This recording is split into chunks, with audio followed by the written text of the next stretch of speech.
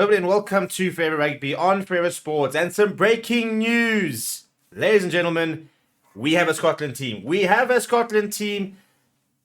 And it's a pretty good Scotland team. And it's going to be very interesting to see how the Scotland team goes about trying to nullify and best the box tonight. And a couple of interesting selections, but more to talk about positionally. And it's not even positionally as in like the personnel in each position, but the two wings having sort of swapped jerseys to what we sort of usually expect, which would indicate a certain plan or a certain matchup that they've very much got their eyes on, and very interested to see how that goes in the game itself. So yeah, before we tell you the team, please do smash like on the video. Please do subscribe to the channel as well. Big shout out to our partners, BITDEFENDER as well as BOYLESPORTS, who are powering our World Cup coverage. Check their links in the description. BITDEFENDER is making it easier than ever for you to watch the entire World Cup using a VPN. You can go down and check that in the description. Whilst BOYLESPORTS has got you all the best odds and some of the best markets out there, go and get yourself a BOYLESPORTS account. Link in the description once again.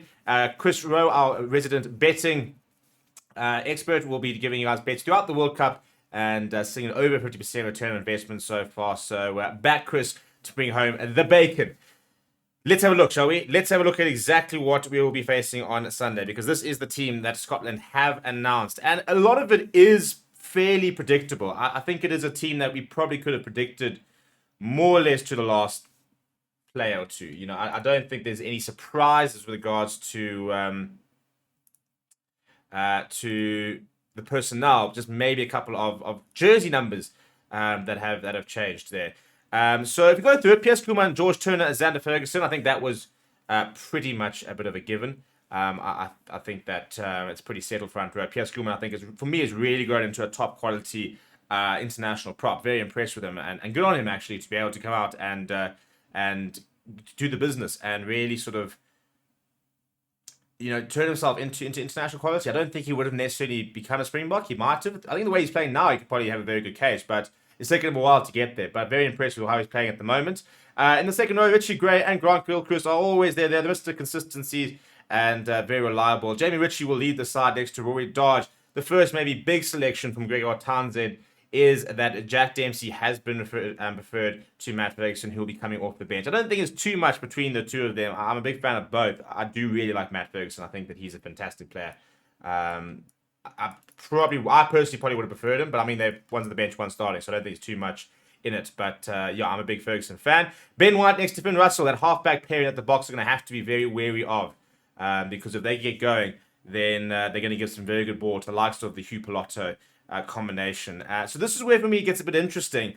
The two wings, Darcy Graham, Johan van der Merwe, now them themselves being the two wings was expected. It is expected. We knew that was going to be the case. But what we didn't expect, I think, is to see Johan van der Merwe wearing the number 14, Darcy Graham wearing the number 11. So they've switched sides. So Darcy will be on the left, Johan van der Merwe will be on the right. They don't usually play that way. And for me, that is a direct decision about matchups. That's about Johan van der Merwe against Kolbe. That's about Darcy Graham against Kirkley Orense.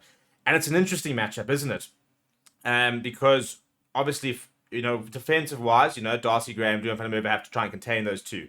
And Ches and Kolbe getting front foot ball on the left wing there is going to be a handful. And so they're probably backing Johan van der Merwe as a defender to be able to deal with him. On the flip side, when it comes to one-on-one matchups, for example, Johan van der Merwe is now going to be looking at the power game against Ches and Kolbe. And whereas Darcy Graham, you know, Darcy Graham versus Kirkley Orense, I think they're pretty similar. Very fleet-footed wingers. They're not the biggest players out there. I mean, Kirkley Orense is never going to be bigger than anybody out there. He's one of the smallest wings in world rugby, if not the smallest. So that for me is the first sort of very interesting selection of those two ones there.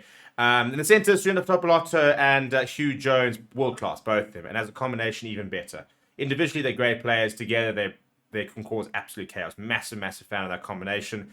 And then blinking on full back. Off the bench, it is David Sherry, Jamie Batty, Via Pianell, Scott Cummings, Matt Ferguson, then Ali Price and all his experience, Cameron Redpath, which is an interesting decision as well, and Ollie Smith. So it's a very good Scottish side. It's a very accomplished Scottish side.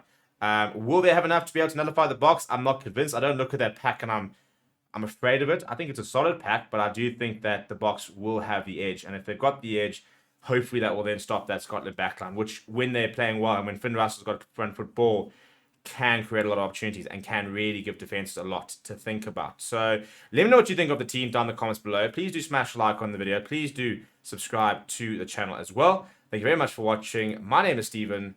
I'll chat to you soon.